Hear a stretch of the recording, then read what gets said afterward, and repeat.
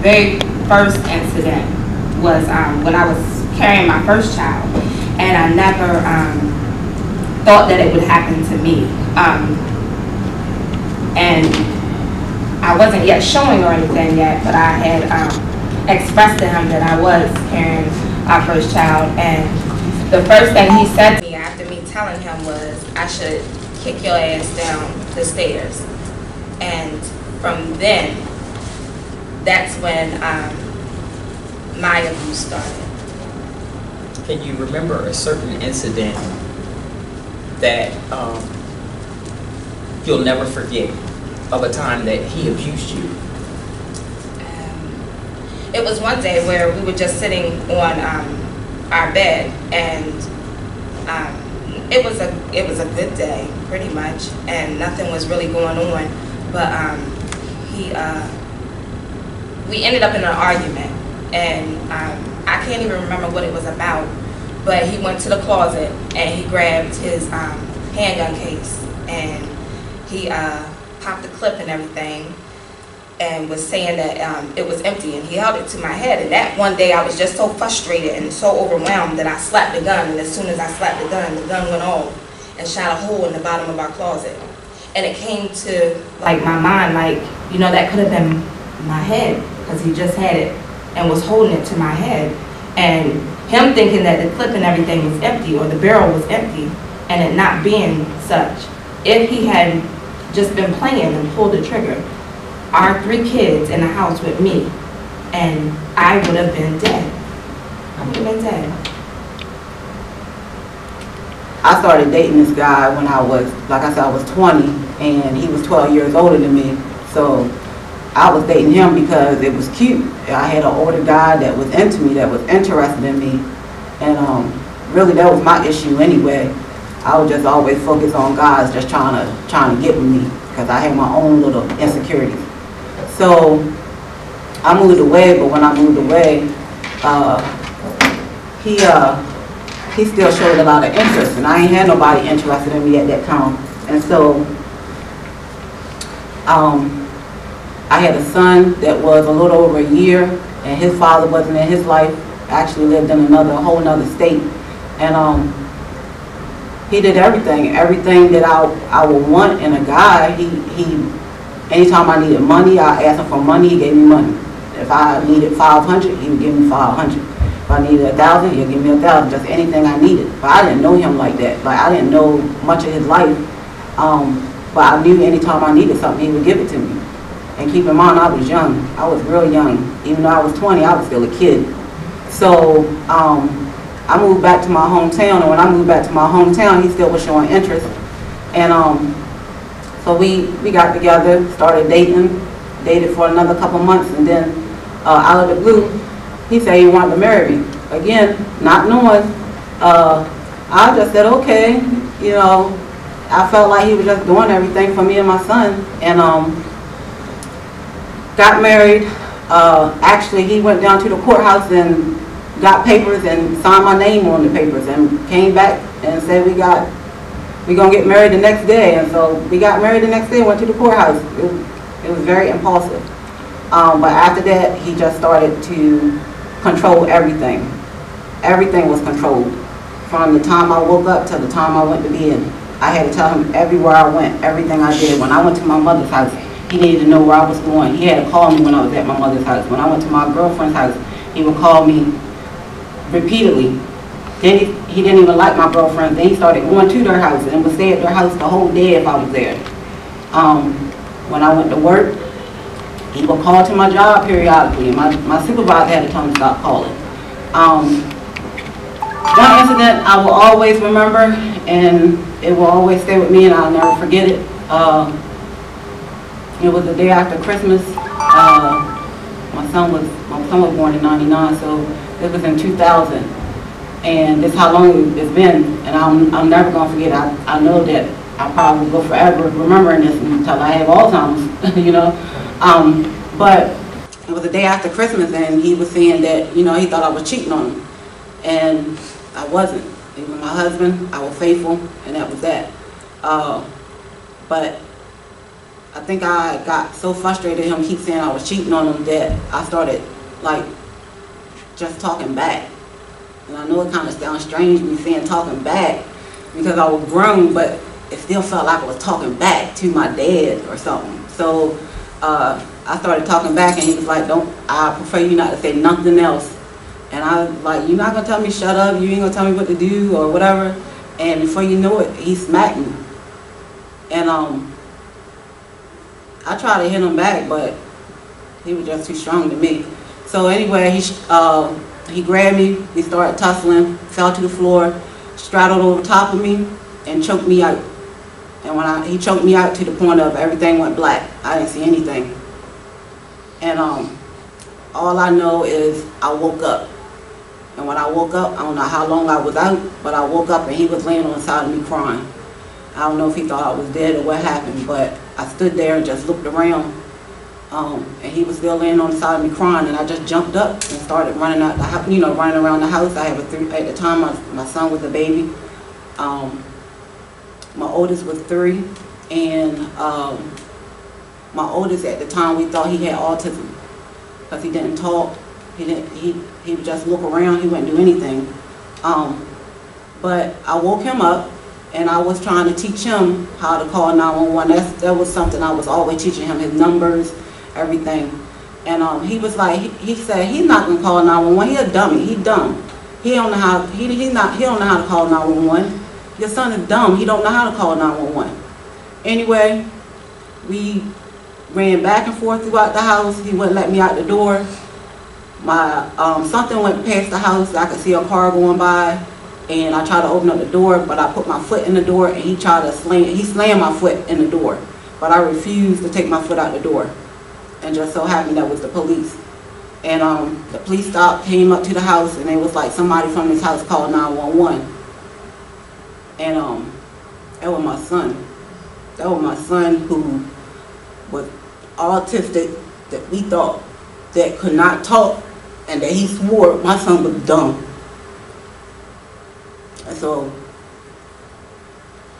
the police came in, and that was it. And I never went back to him. Never. Thank you. There's 2 incidents that really stuck to me. The first one was when I was trying to get away from him. I left my children in the house so I can get to the police. He dragged me back. He stripped me naked, and he beat me with a leather belt and made me have sex with him afterwards. The second incident was when I was pregnant. I had just found out that he was married, and he came to my house, and I was pregnant at the time. I was about maybe 3 or 4 months pregnant. He busted in the house. He choked me till I was unconscious. The next day I went to work bleeding, and I walked to the hospital and had a miscarriage.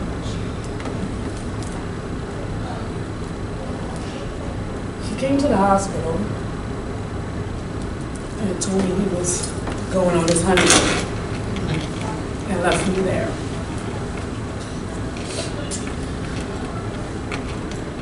This man that I thought I loved with all my heart just destroyed me mentally, physically, financially. I had low self-esteem. I was timid. If anybody would yell at me, I would freeze.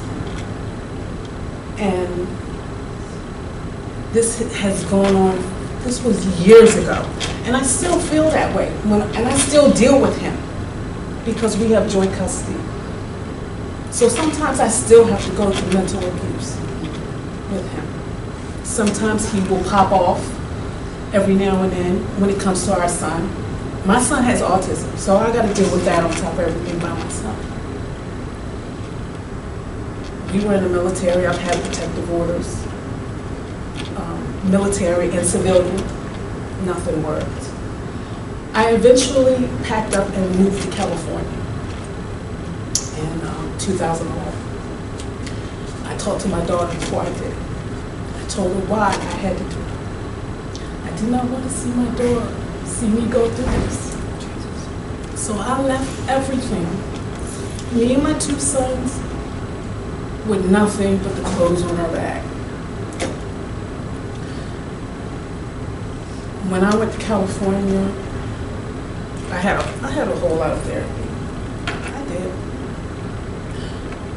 My son started doing the same exact thing. He started hitting me. He thought it was normal. He thought that's what men are supposed to do. He was hospitalized 7 times for trying to hurt me and his brother because of the things that he saw. I did not know he'd seen these things. So I got him therapy. We worked through it, and he knows that's not the right thing to do now. I recently moved back in 2016 because I felt that it was time for me to come back. You know, even though we still have joint custody of our son, I still take him. We meet in public places, or I'll drop him off at a girlfriend's house where he's not there. But we still have to communicate when it comes to our son, and that's a hard thing to do. And I had a long talk with him one time, and I had to forgive him. I had to forgive him because he was eating me up alive, and I could not go on unless I forgave him. So I did that, and he apologized. He apologized for doing all that, what he did. And, you know, I accepted his apology, but I told him I can never forget what you did. It'll still be in the back of my mind. It will still be in the back of my mind. But I can forgive you for the sake of my child and for me, because I couldn't live on knowing that, you know, this was just eating me away. So I had to let it go. A particular incident I can remember, because my abuse wasn't just physical, it was physical, mental, and sexual. We stayed in the attic of his sister's house because that's where we had to live. And we stayed in the attic so long, I was probably Charmaine's color because I never came outside. I was never allowed to go to the mailbox, never allowed to go to family's house, never allowed to do anything. Like Shanika said, my day was planned from start to finish. I couldn't even take a shower while he was gone, because taking a shower meant, what did you need to take a shower for while he was gone? So this particular day, I had been in the attic all day long. The only time I came downstairs was to get something to eat, and I made sure that it was quick because we lived in a house where his sister had visitors, and she had a boyfriend. And although this man never said anything to me because he knew what I didn't know, that that his girlfriend's brother was abusive, I went down, got me something to eat, came back up, and I went to sleep. That's what you do. You go to sleep. And he came home, and he walked up the steps, and I'll never forget something I looked for later on always, because his eye was twitching. And he was like, "What you been doing all day?" And I was like, "Nothing." Same thing I've been doing. So he looked over. There were 2 pillows on the bed. When you lay down, your head makes a print in the pillow. He saw a print on the other pillow where he sleeps and says, "You've been screwing somebody." I'm like, "I've been here all day. What are you talking about?"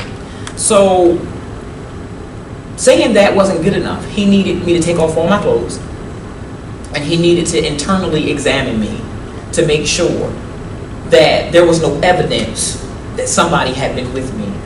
Well, when he examined me, he wasn't satisfied. So he hit me. He hit me so fast. I never been hit that hard in my life. And I never been hit where I seen stars. But when he hit me, he split. All I remember was blood pouring down my face.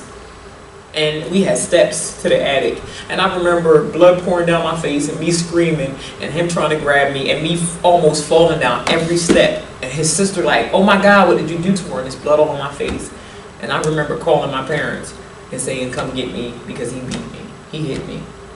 That was the first and most, that's the incident that sticks in my head because it was the first one.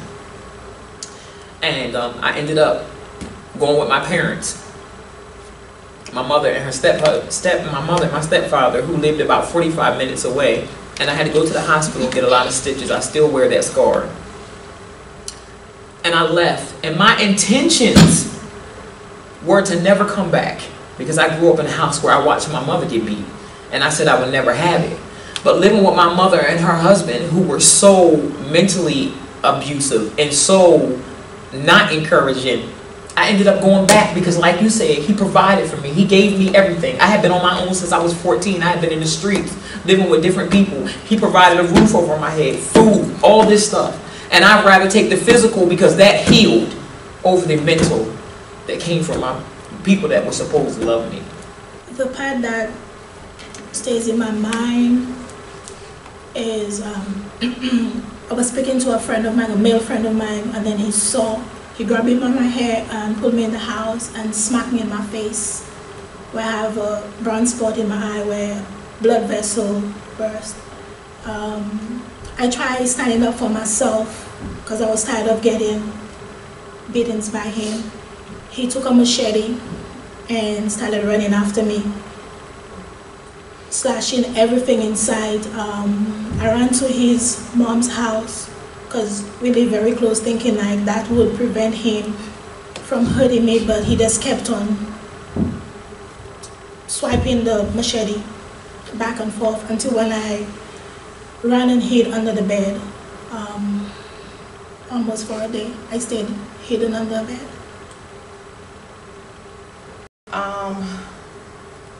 The first incident was the most profound incident that I would say ever happened, but there were incidents after that. So what happened was, it was late at night, probably like 2 in the morning or so. I was in the bed sleeping, getting ready for work the next day. So he comes in the house, he wakes me up, and he wants to start to argue. And I'm like, I gotta work in the morning, I don't have time for this. I don't know what's wrong with you, but you need to get yourself together. And I think that might have been the last word I spoke, and all I remember is waking up on the ground. And he was like over top of me in like a stance, like, if you move, I'm gonna beat your ass. And I was like, what, you hit me? Like, what in the world's going on? And I'm like, oh my God, should I move? I don't know if he's gonna kill me, I don't know what he's gonna do. So I just crawled away, crawled in the bedroom, closed the door, and I was like, I got to call somebody, and I was like, I can't call my mom. I can't call my mom, because my mom will kill this man. I just can't do it. I'm like, who am I gonna call? How am I gonna get out of this room? So he's coming to the door, knocking on the door, and I'm like, look, just leave me alone. Just leave me alone. I cannot believe that you hit me. I really cannot believe that you just hit me. Still never knew how bad a shape that I was really in from the hit. So, okay, so it calms down. He's not saying much, so I'm like, okay, I'm gonna call my girlfriend. Yeah, I'm gonna call her because I know she won't call nobody. If I tell her don't call nobody, she's not gonna call nobody. So I open the door, he's sitting on the couch. He's just sitting there with this evil look on his face. And I was like, you know what, I got to go out. And he's saying what he's saying words and this, that, and the other. Oh, yeah, I think you about to call your family now. You gonna call your mom and them now. And I was like, you know what, I'm just gonna leave. I'm leaving, just leave me alone. So I go outside, I get in the car. I'm like, okay, I'm shaking, trying to get myself together. So I called my girlfriend on the phone and I was like, girl, this nigga just hit me. She's like, what? And I was like, he just hit me. And she was like, are you hurt? And I was like, I don't even know. I was like, I don't even know. Because I had so much adrenaline rushing through my body, I didn't know what kind of condition that I was in. And I was like, I'm just coming to your house. And she's like, no, I'm coming down. I was like, no, don't come here. I can drive. I'm going to drive to you. So I drive to her house. She opens the door. And she was like, oh, what the? She was like, She was like, have you seen your face? And I'm like, no. So she texts me in her bathroom. And she's like, look at your face. Look what he did to you. And I swear, my eye was like the size of a golf ball, closed, and just blood just dripping. I had no idea because my adrenaline was rushing so bad. I didn't even feel any of the pain. I just remember getting hit, looking up, and he's standing over top of me, and I'm like, I gotta get out of here, I just gotta get out of here. So, again, like I said, that was the most profound, and that did the most damage to me physically, where people could see it, but there was other incidents that were not physical, there was financial, there was also mental, and verbal as well. So, going back to you, Shanae, were there signs? Were there children? I didn't hear you mention children. When your abuse started, were there children in the household? Yes. 3 of them. And there were signs.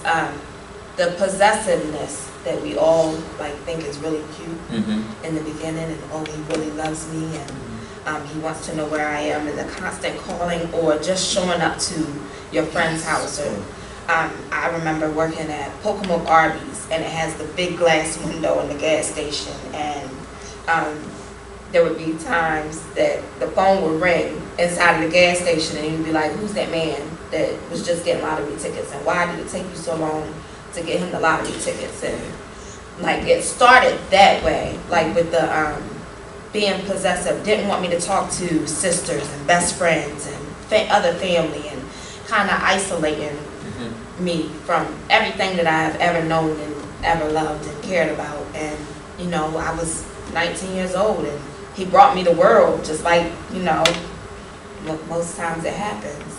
You can ask for anything. There's trips in the beginning, and you know, clothes and shoes, and then you being, and you know, my abuse started like abuse, because sometimes when we allow, like, not allow, but when the physical abuse happens and we kind of just take it, it sometimes comes because there was some childhood abuse, and you become adapt to being abused. So I was abused as a child, and then it was like, well, I just want to be loved. I just want to feel loved. I just want somebody to want me for me. And you start to put blinders on to the things that should send off like those little alarm bells, like, no, this ain't right. He shouldn't just be popping up to your job. Like, you can't even work a 7-hour shift without getting 755 phone calls. Like, something is wrong with that. It's not right. So there were definitely signs, but I did choose to, or I ignored them. The talk around town was he was this aggressive person, and that he would hit anybody. He has hit other women, but I just did not think that he would ever hit me. Like, I felt like I was different. Right. You know, for some reason I was the different person. The signs were there. He's very prideful. So when he, you know, being in the military, you know, we would always have our friends come over and eat, watch TV and stuff like that. So he would show up in front of his friends, and if I would say something, then, you know, he would beat me in front of his friends. Right. Because of that pride, because he had to maintain this pridefulness. And if it was broken, he would try to destroy it. And it wasn't just me, it would be his friends too. So, I mean, there were signs, you know, he wasn't possessive or anything like that, but he was very prideful. And that's one thing that I noticed. In my situation, just like Shanika, I was told from so many of my friends. I remember the girl I was living with, when I met him, she was like, girl, he used to whip Chrissy's behind. Are you really going to be with him? And I was like, girl, he ain't hit me. Ain't nobody hit me. That was my thing, you know. But the sign for me was, remember I was 17 and he was 28, so I was still playful and wanted to play. And one day we were in the yard playing. This was before any abuse ever took place, like any what I considered abuse.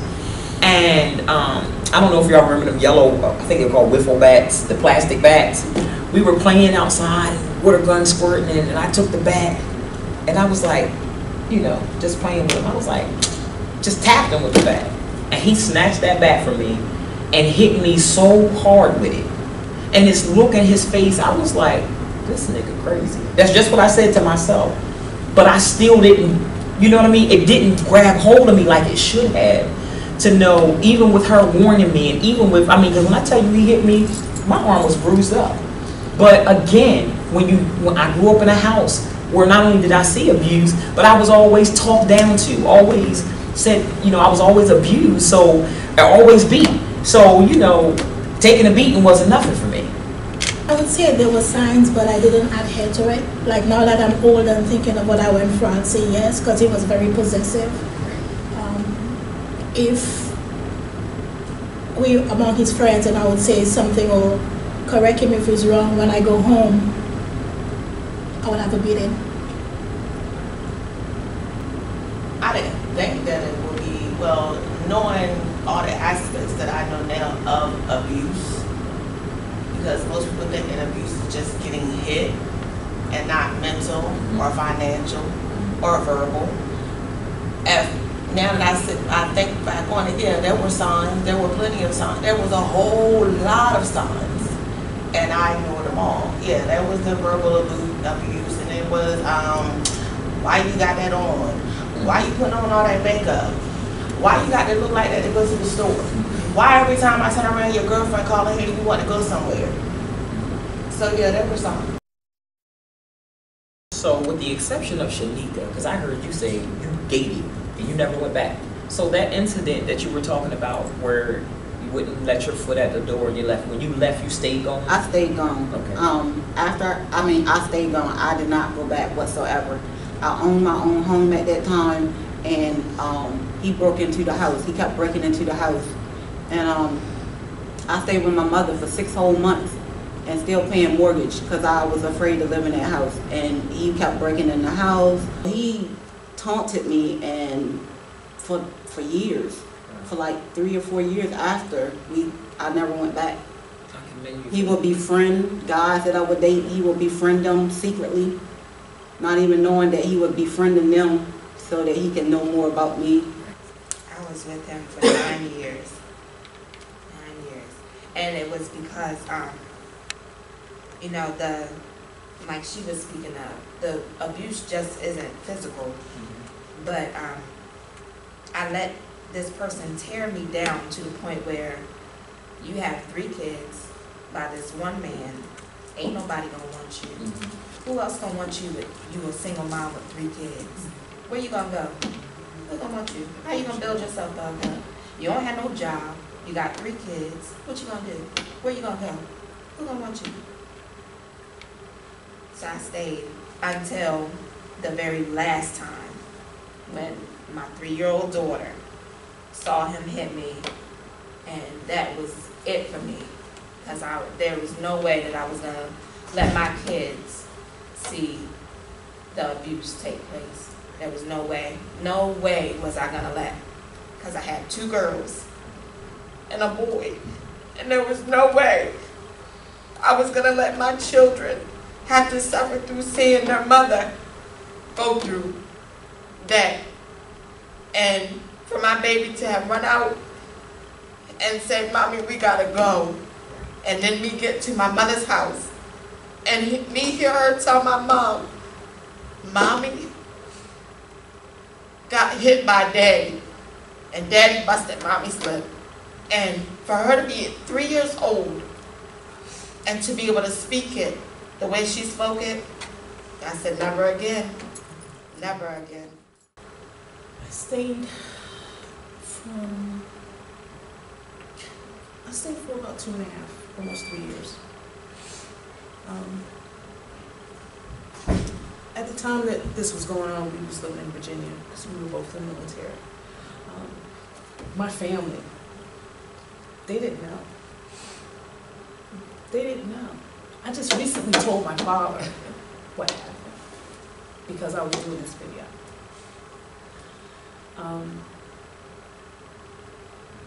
It took me a while because he broke me down so bad. I could not go to my family feeling like a failure. And at one point, I was homeless. I was living in my car. And my family was there, was here, was in Virginia at the time. I was living in my car with my kids. I did not want to go and tell them what was going on. What made me want to leave was my son. I was to the point where I had a lighter and some lighter fluid, and I was going to set his ass on fire. I was going to set his ass on fire. The thing that stopped me was my son in the bassinet. He peeked out. He was still an infant. He peeked and looked at me. He lifted his head up for the first time and was looking at me like, "What are you doing?" And I was like, "Daddy, about to get it," you know. And I'm like, "I can't do it." I said, "I can't do it because if I do that to him, not only am I destroying him, I'm destroying my life, my daughter's life, and my other children as well. They're gonna see mommy in jail. I'm not gonna let him do that to me." So I left. It took me maybe about a month to leave because, you know, I was looking for another place to stay. When I found that place to stay, I let him know where it was at. So I just kept my cool and just slowly moved out till it was time for me to go. I stayed for 6 years. I had 3 babies. And I stayed for 6 years. And it has to be the mother in us because that's what made me leave. I took every behind whipping he gave me, every jaw shift, every nose break, every black eye, every tooth that was destroyed in my mouth, every rib, everything he did to me, the scars, I still have them. I took that. But I was a mother bear to my children. And I took a lot of butt whippings quietly because I didn't want to wake my babies up. My babies was young. I almost miscarried all 3 of them because he beat me my whole pregnancy, every last one. He beat me more when I was pregnant. And I stayed for 6 years, and one day, my little mouthy 25, she's 25 now, she was 5.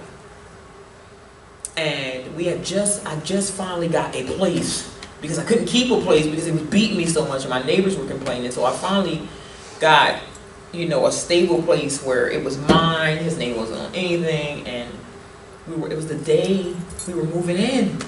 And he leaves and leaves me there with the kids, and he comes back drunk as usual, and he begins to say, you know, it was my neighbors were sitting on the step, and they were young boys. I knew their mothers. He was like, "Yeah, you probably effed one of them while I was gone." I'm hungry. I'm not thinking about screwing, I'm hungry. And my 5-year-old daughter, he was coming towards me and he grabbed me. And my daughter said, she never, ever, ever, she came downstairs and when I said she was over in the corner, she was upstairs, she came downstairs, she was in the corner and I didn't even see her because he had me shook, you know, they have you scared. And my daughter said, "I'm tired of you hitting my mother." And he turned around, and he walked towards my daughter, our daughter, my kids are mine, but our daughter, and picked her up and held her like this. "Who you talking to?" And I can't remember which one of you said you left the kids in the house. I had never called the police on him, ever. I was too scared to call the police because he always found me. I belted out that house. He had a warrant for his arrest. I knew that. I belted out the house and I ran to my godmother's house who was down the street and I prayed all the way there. I mean, my feet were on fire. I said, "Lord, protect my children while I'm gone, but I can't do this anymore." And I called the police and I ran back down there when I heard them sirens because I knew it was time to go, and I left. They locked him up, and when he came back, he kicked in my doors.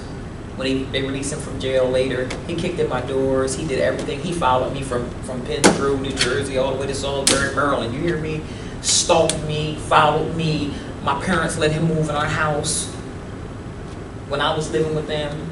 But that's what made me leave. The fear in my daughter's eyes. No, No, baby, no. She was no. I was not having that. So that's what made me leave. I was in an abusive relationship for 8 years. I left many times but went back because I loved him. Like, that's what I knew love was. At 17 I had a child that wasn't his. And again, I was thinking, just like you said, who's going to want a teenager with a child? Nobody. You know, God put this man in my life to take care of me and my kids, so I'm going to stay. My wake-up call was when he was running after me with the machete. And he was swinging at everything in sight.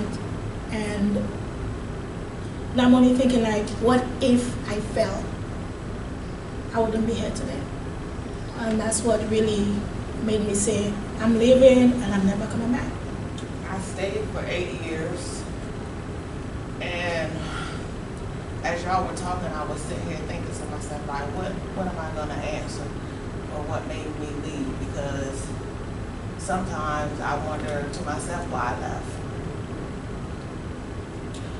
So I would say probably because I met a friend, somebody that wasn't afraid to tell me that they knew exactly what I had been through, and they asked me a question.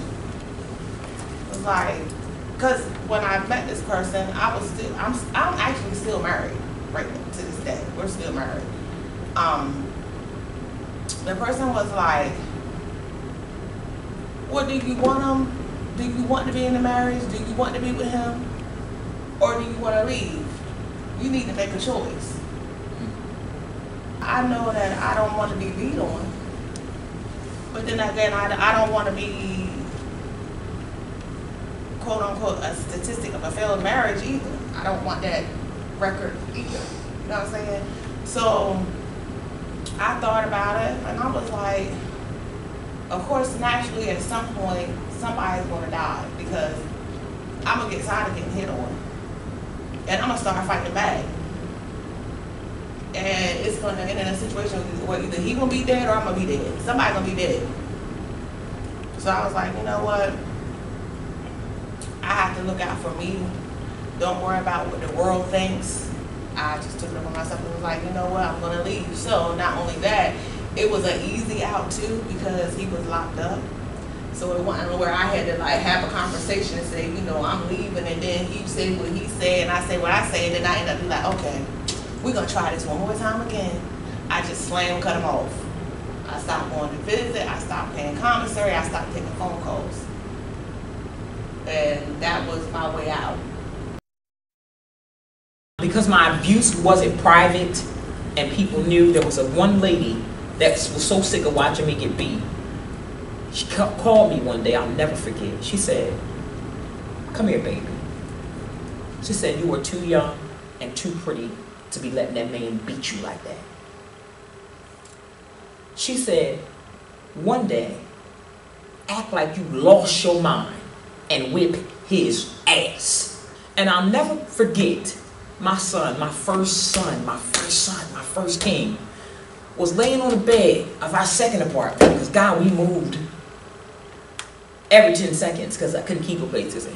My son was on the bed, and he came home with the same old shenanigans. He been at work all day. What you been doing? Baby, I ain't even healed from having my child yet. And that wasn't accepted. You didn't have to heal. He still wanted sex.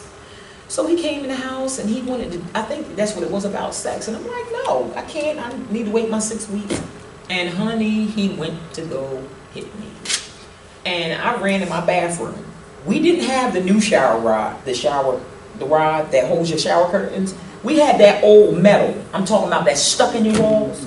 Well, baby, something happened that day. And I ripped that metal pole out the wall with the plaster and everything in it. And I jumped on that bed, but the Lord never allowed me to step on my son. And I swung that pole, and I began to go lunatic up in there. So he ran out the house and went and got my mom and said, "She has lost her mind." I start wearing him out. Do you hear me what I'm saying with that pipe?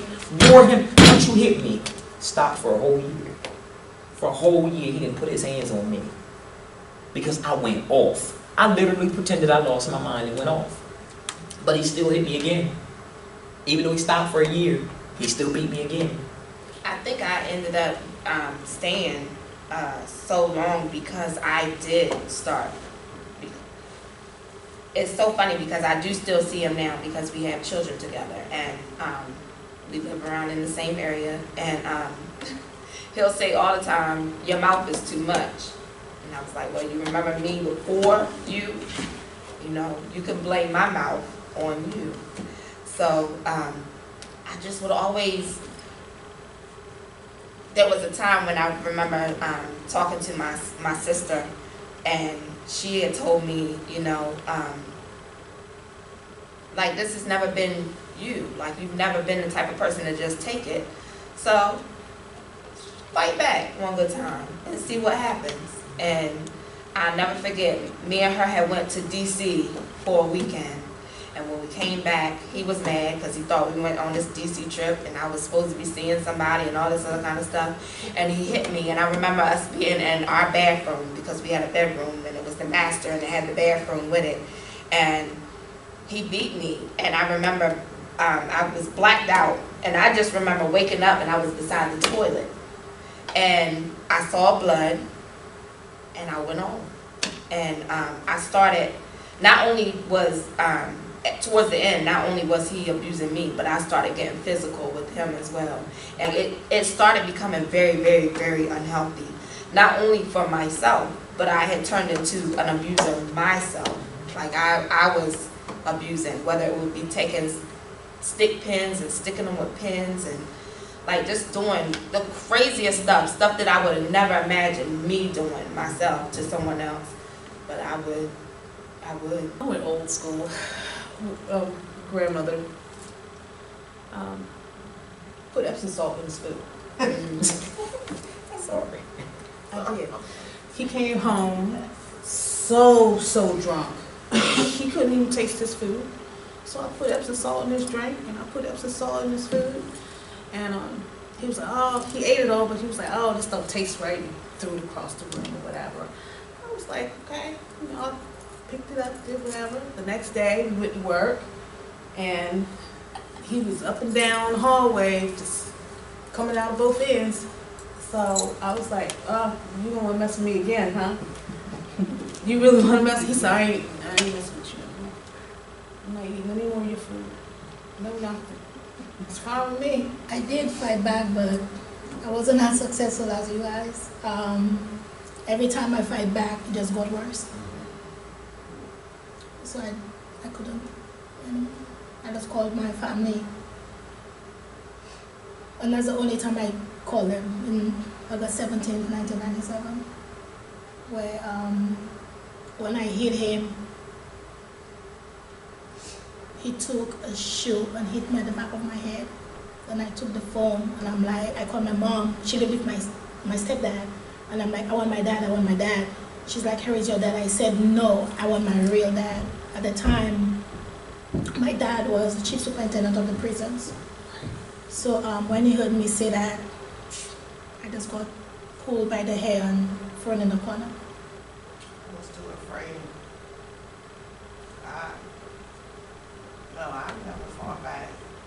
I might have said some words or whatever, but as far as like getting physical or trying to hurt him, I was too afraid. No matter what you face or have faced, you are worth more than anything that anybody can tell you that you are worth. You are worth more than any fist to your face or to your body. You are worth more than money or the clothes on your back or the shoes on your feet. You are worth more than you could ever even imagine. So don't take anything less than what you are worth. Don't become anything more than what you are worth. And don't ever let anybody speak anything into you that shouldn't be spoken into you. Learn how to speak over yourself. Learn how to love yourself for yourself. Learn how to be better for yourself. Learn that it's okay for you to be by yourself. Learn that you are strong. Learn that your words have power. Learn that the words that are spoken to you also have power. So don't allow anybody to put their junk into you. Be strong enough to walk away. Be strong enough to not fear. Be strong enough to not be hindered. Be strong enough to move on. Be strong enough to love you just as you are. You don't have to validate yourself for nobody. You don't have to, you just need to love yourself and know your true purpose in this world. And that's it. Know your true purpose, love yourself. You don't have to validate yourself for nobody. Stand in your own truth. Don't be fake for nobody. Be real for who you want to be real for. Just be you. That's the whole thing. That's what happened to me. That's why I got suckered into so much stuff dealing with life, because I could not be myself. I followed too many people. I did what everybody else was doing. Be yourself.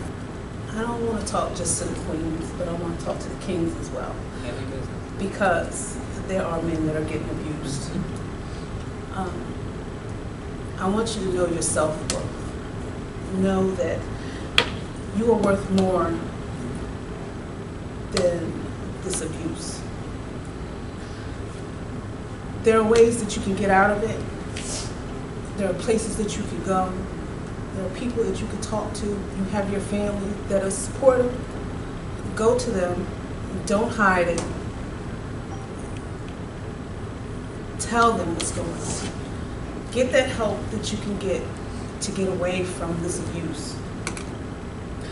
I wish I could go back to the things that I know now. Everything will be changed. The things that he done to me, he should be in jail for right now. And he's not. You don't have to take it. Just get up and just go. Just go. Grab your kids and just go. That's all I can say. Love is challenging. Love is challenging. Very. It takes a whole lot for two human beings to get together and understand each other and love each other as you grow into who you don't even know yet. So love is challenging, but love is not painful. Love is not controlling. Love is not overbearing, and love does not cause you to lose yourself to the point that you don't know who you are anymore. So, to all the sisters and the brothers that are in an abusive situation, tearing up your clothes so you don't go to the club or pouring bleach on your clothes or hiding your clothes is not cute. Being told what to do or where to go is not cute. Love is not a warden. Love is not a prison. Love does not cause you to lose your mind to the point where you, again, don't know who you are. In order to first love someone else, you gotta love yourself. So find the uniqueness in yourself. And as Malcolm X would say, by any means necessary, love you, for you, do for you, build you up. You are a queen, you're a king. Have affirmations. Tell yourself that you can do this. And I don't care if it's late in the midnight hour. I don't care if you gotta crawl out. I don't care if you have to leave everything. I don't care if you have to go butt naked. But get out now. The person that's abusing you is not going to change. But how you look at your life today needs to change if you want to live. Get out. You are beautiful. You are loved. You're life. You're different. You're special. Kings and queens. The good does not outweigh the bad. It doesn't. Try to put it on paper, all the good stuff and the bad stuff. You'll smile and say, yes, the good stuff does outweigh the bad. But it just takes one time and you could be a statistic. I lost my best friend's sister by an ex-boyfriend, where he took her from the house, killed her, put her in a trash can. I kept my story to myself. Very few knew about it. But now I'm about to tell the whole world. No matter what it is, any sign that you see, no matter how small, please tell somebody and get out, because you could make a difference and you could change your life. There's no such thing as a perfect life or relationship. You're gonna go through some things, but one thing that you should never, ever tolerate is anyone putting their hands on you, calling you a bitch, saying you're no good, saying nobody will ever want you. That's not true. So I'm saying this. Even though he or she may not physically put their hands on you, their words are damaging as well. That's a sign. Love you, know your worth, and don't settle for just anyone.